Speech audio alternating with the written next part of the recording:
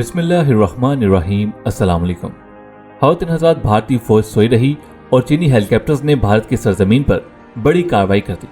पाकिस्तान से उलझने की ख्वाहिश रखने वाले भारत की अफवाज की कारकर्दगी का पोल खुल गया, जबकि नेपाली हुकूमत ने अपने मुल्क का नक्शा जारी करते हुए भारतीय इलाकाजात को नक्शे में शामिल कर लिया, जिसने बड़ा तनाज़ा खड़ा कर दिया है।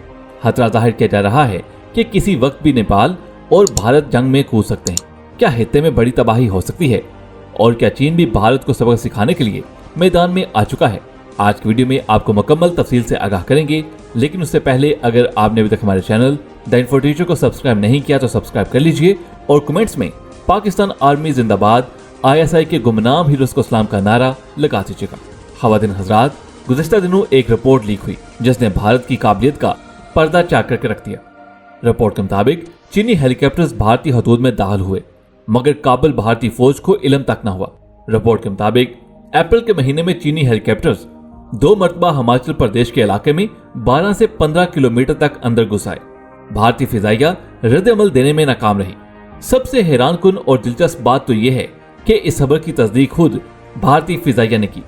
भारतीय फिजाइया के हुकाम ने अपनी कारकर्दगी का पोल खोलते हुए बताया कि चीन के हेलीकॉप्टर 11 अप्रैल और फिर 20 अप्रैल को दोबारा भारत की फिजाई हदूद में घुस आया। चीनी हेलीकॉप्टर 11 अप्रैल को 12 से 15 किलोमीटर तक अंदर घुस आया था, जबकि फिर 20 अप्रैल को भी इसी किस्म की फिजाई मुदाखलत की गई।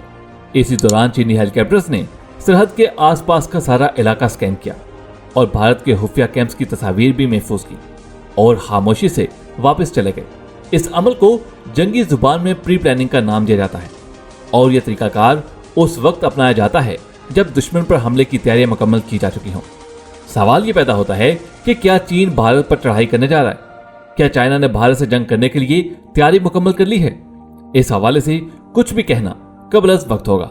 ताहम भारत और चीन के दरमियान हालिया कुछ अरसे के दौरान सरहदी तनाज़े में फिर से शिद्दत आई है। कुछ रोज कबल ही भारतीय और चीनी फौजियों के दरमियान सरहद पर झड़प हुई थी, जिसके नतीजे में चीन के फौजी जख्मी और भारत के कई फौजी हलाक हुए। दोनों ममालिक के कुछ सरहदी इलाकों को लेकर दावा है कि ये इलाके उनकी मलकियत हैं। इसीलिए अक्सर दोनों ममालिक के फौजी एहलकारों के दरमियान उन इलाकों में झड़पें होती रहती हैं और बेशतर मौक़ों पर भारतीय फौजियों की चीनी फौजियों के हाथों ठीक ठाक पिटाई होती है, जिसकी जिंदा मिसाल हालिया झड़प है।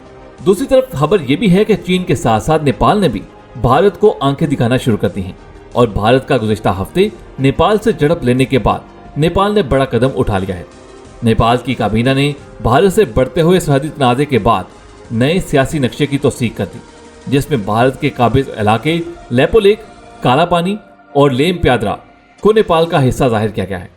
खबरसार इदारे के मुताबिक इन इलाकों को भारत ने तवील अरसे से अपने नक्शे में ही दिखाया है, जबकि नेपाल के मुताबिक ये 1816 के सगोली नामी मुआहदे की खिलाफवर्जी है। इस जमन में नेपाली वज़ीर-ए-आज़म KP ओली के सरकारी रिहाइशगाह पर काबीना का इजलास हुआ, जिसमें नेपाली वज़ीर लैंड मैनेजमेंट पद्मा अरियाल ने नया सियासी नक्शा पेश किया। नेपाली वज़ीर-ए-आज़म ने 2 टोक अल्फाज में मोदी को पैगाम भेजा कि नेपाली हुकूमत अपने आबाओ अजदाद की जमीन की हिफाजत करेगी, चाहे उसे जंग ही क्यों ना करनी पड़े। सबसे अहम अमर यह है कि नेपाल का नया सियासी नक्शा हर सरकारी इदारे और तमाम निसाबी कुतब में भी इस्तेमाल होगा। नेपाल की हुकूमत की जानिब से यह फैसला उस वक्त किया गया जब भारत की वज़ारत दिफा ने हाल ही में लेपोलेक से गुजरने वाली चीन की सरहद के लिए एक लिंक रोड का इफ्तिताह किया।